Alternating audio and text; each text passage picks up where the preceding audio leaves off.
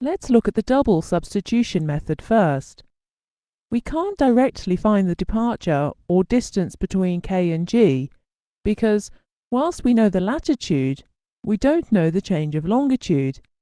However, if we can find the change of longitude between H and J, which we can calculate, this will be the same as the change of longitude between K and G. We need the departure and the latitude between H and J. We have the departure. It's 240 miles. But we first need to find the latitude of H. 240 nautical miles down a meridian equates to a change of latitude of 4 degrees. It's simply 240 divided by 60. So H is at latitude 44 south. Our method will now be to find the change of longitude from H to J from the departure. This will be the same change of longitude as from K to G. Once we know the change of longitude from K to G, we can find the departure at 40 south. Write the departure formula down for the 44 south situation. Departure equals the change of longitude in minutes multiplied by the cosine of the latitude. Which of these do you know? The latitude is 44 south, and the departure is 240 nautical miles. Rearrange to make the change of longitude the subject of the equation, and solve to get the change of longitude from H to J as 333.6 minutes. This is also the departure between K and G. They're the same two meridians. Now we're able to solve the departure equation at 40 south. The latitude is 40 south, and the change of longitude is 333.6 minutes. This comes to 255.6 nautical miles. And the Rumline bearing is obviously 270. It's a parallel of latitude. Now let's look at the method using the new formula. We start with the same diagram. The formula is departure at latitude A divided by departure at latitude B equals cosine A over cosine B. Let's rearrange it to make the unknown departure, which we'll call departure at latitude A, the subject of the equation. Choose latitude B to be the one for which you already know the departure, 240 nautical miles in this case, which is 44 south. This means that you can solve for latitude A, which is 40 south, without any further rearrangement of the formula. It now becomes departure at latitude A equals departure at latitude B times cosine A over cosine B. The departure at latitude B is 240 nautical miles. Cosine A is the cosine of 40 degrees, and cosine B is the cosine of 44 degrees.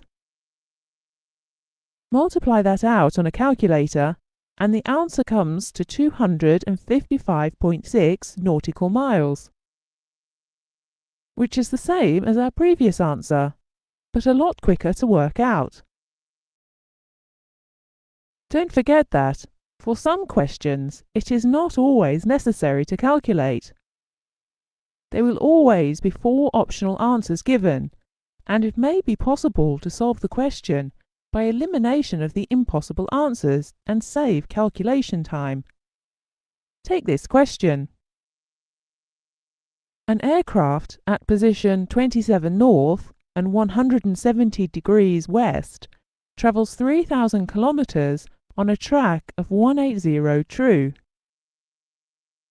Then 3,000 kilometers on a track of 090 true.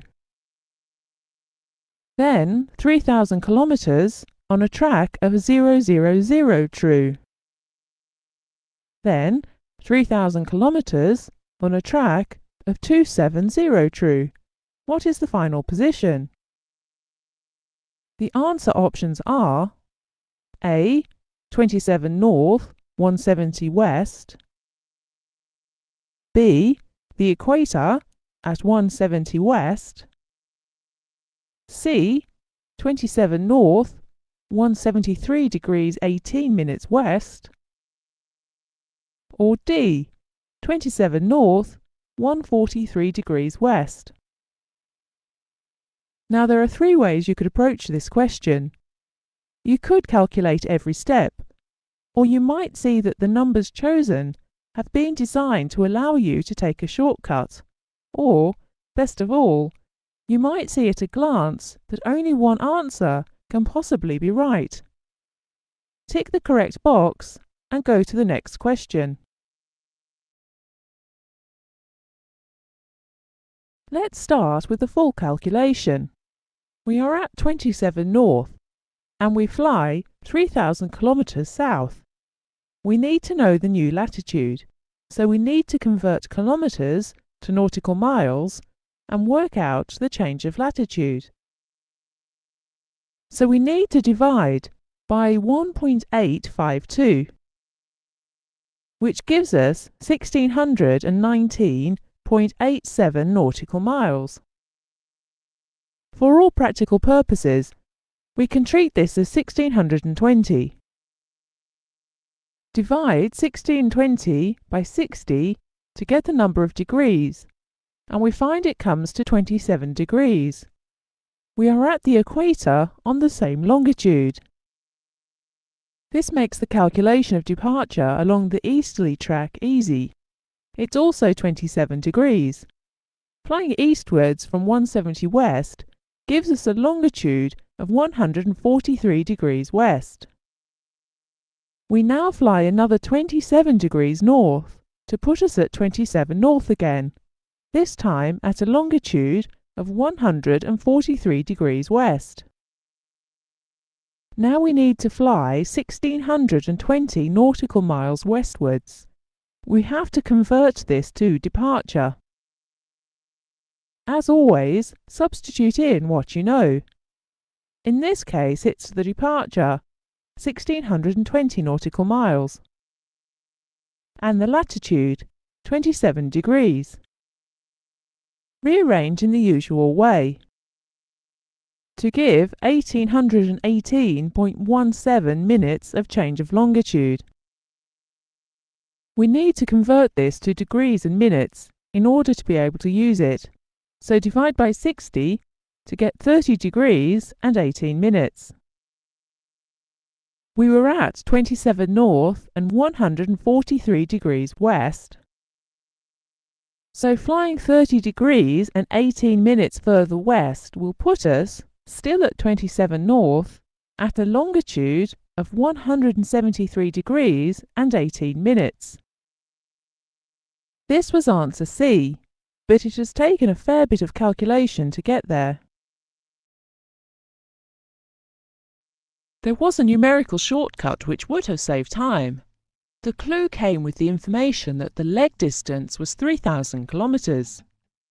If you think back to the early part of the course, you should remember that the circumference of the Earth is 40,000 kilometers, and that 10,000 kilometers is 90 degrees change of latitude straight up a meridian. So 3,000 kilometers will be 3/10 of 90 degrees, which is 27 degrees of change of longitude.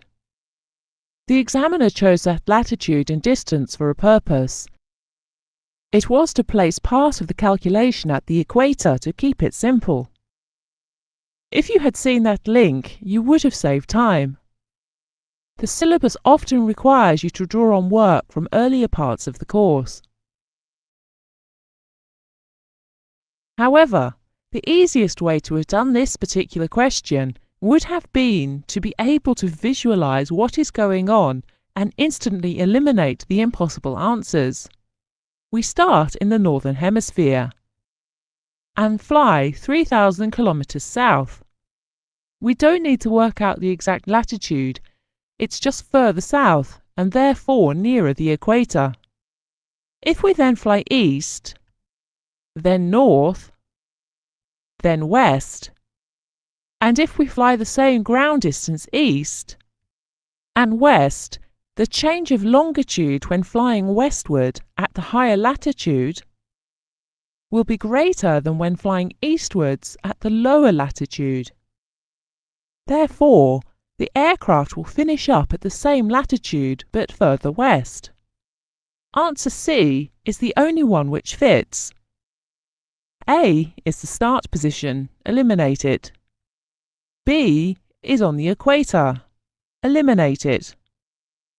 And D is out to the east of the start position, not west, eliminate it. That's a lot quicker than all that calculation. Don't overlook the simple solution sometimes. But you do need to be able to see the big picture. A diagram, even a rough one, nearly always helps. Let's summarize what we have done. The basic departure formula is departure equals the change of longitude in minutes multiplied by the cosine of the latitude. It's unlikely that the question will be asked in such a simple form. So, expect unit conversions and rearrangements of the equation.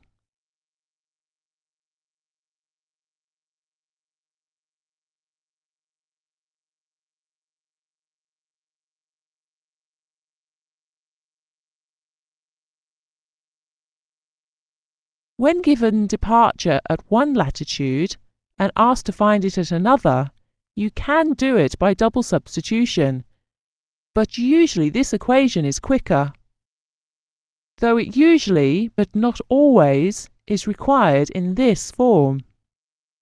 If you use it in this form, remember to choose latitude B to be the one for which you already know the departure. This means that you can solve for latitude A without any further rearrangement of the formula. And never forget that for some questions, it is not always necessary to calculate. There will always be 4 optional answers given, and it may be possible to solve the question by elimination of the impossible answers and save calculation time. If ever in doubt as to how to start, write down the departure equation and substitute in what you know. The answer will then usually become obvious. And always remember that a diagram, even if it's only a sketch, usually helps.